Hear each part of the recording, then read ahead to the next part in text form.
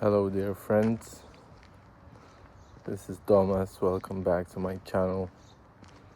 Very sunny day today, so I'm able to record outside as usual. However, the weather has been quite up and down, which I like. I like when it's rainy, I like when it's dark, just because I don't know why. But obviously when it's summer, because it's warm. It's much different when it's cold and wet, and I guess that reflects my inner state quite well. I don't know, I have a headache for some reason today, and I don't know why, so I've decided to go outside and go for a walk and record some stuff for you guys. So my mom always says, you gotta wait it out. Every time I quit my job, she's like, wait it out. And yesterday I was at the cafe, and a mom of a friend of mine comes into the cafe, and she's like, what are you doing for work? We need somebody to work in a toy store, my toy store. She's like, it's a chill job, it's just selling toys. So I was like, let me know, yeah. But it would be full time, so I would be like fully there. And I have a hard time saying no, especially when it comes from a universe like that and just presents itself. And I know the person who asked me about the job. I know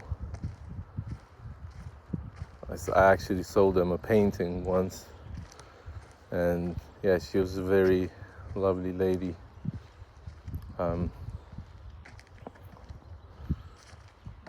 And she's lived outside of Lithuania. She's lived in America for ages.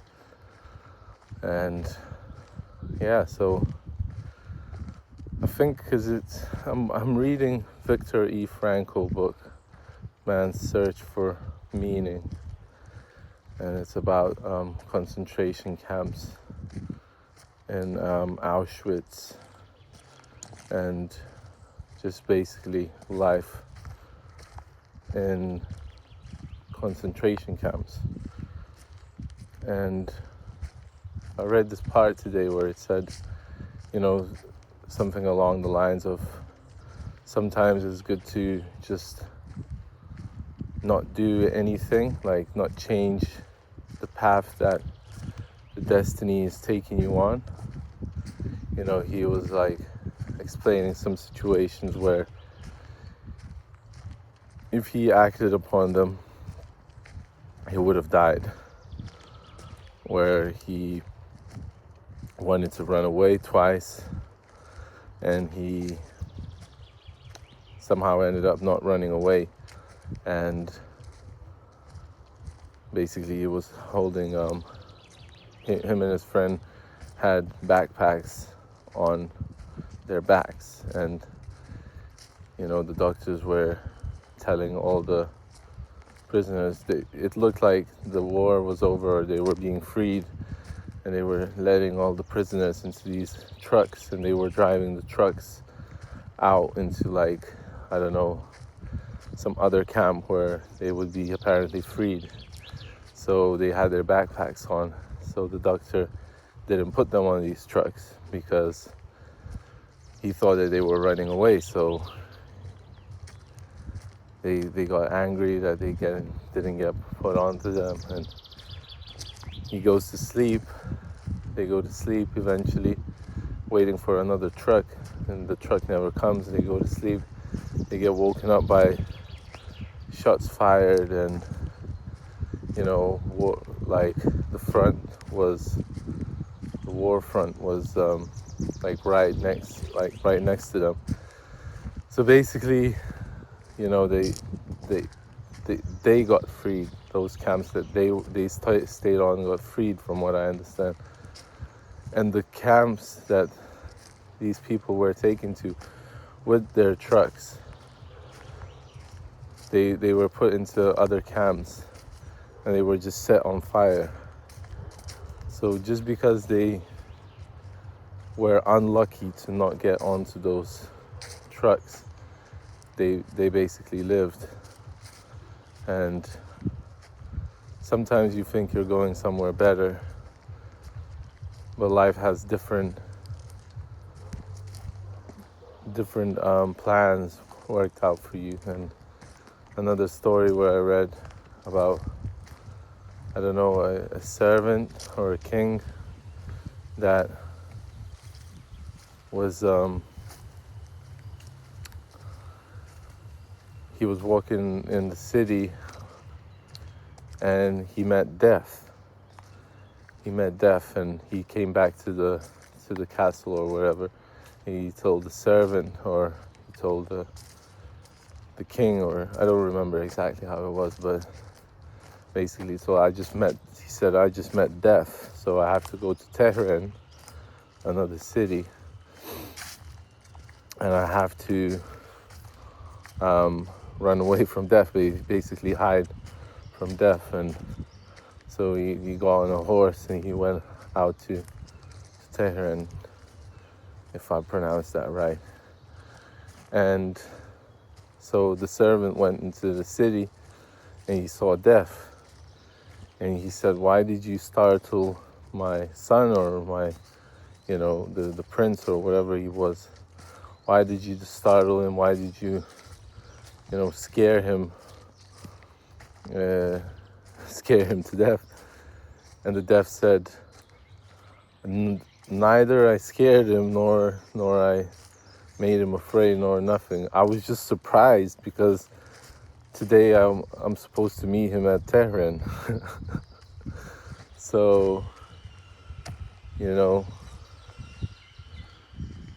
you run away from death and you run into the arms of death. So,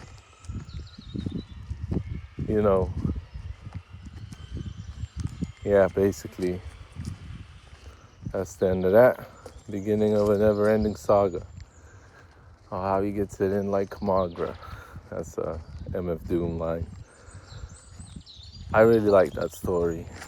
I really like it. And, this, again, another new job opportunity coming to me just by sitting in the cafe and just kind of like, I don't know, I felt this ease from this woman, and I probably will take it up. But that's the message for today. If you keep running, you're gonna run into the thing that you're running away from, most likely. That's how it feels like.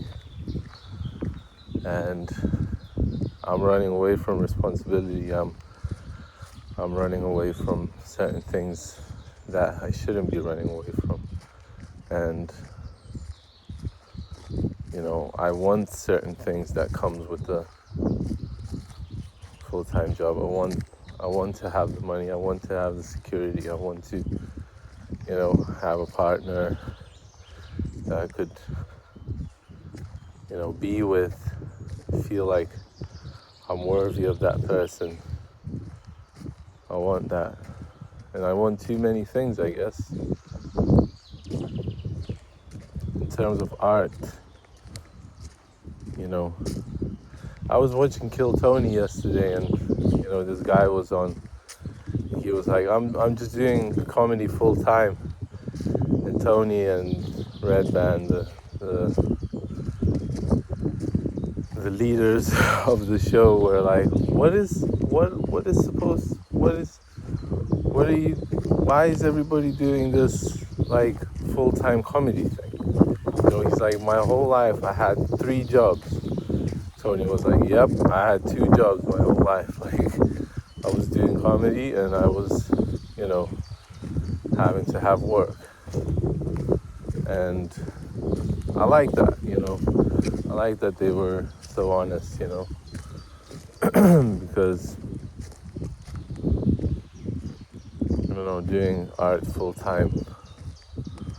Only certain people, like I have a friend who does that, and she's a different kind of being, you know. She's so disciplined. Her life put her into a situation, and she doesn't smoke, she doesn't drink. Well, she does drink sometimes, but she doesn't take any drugs. She's never tried.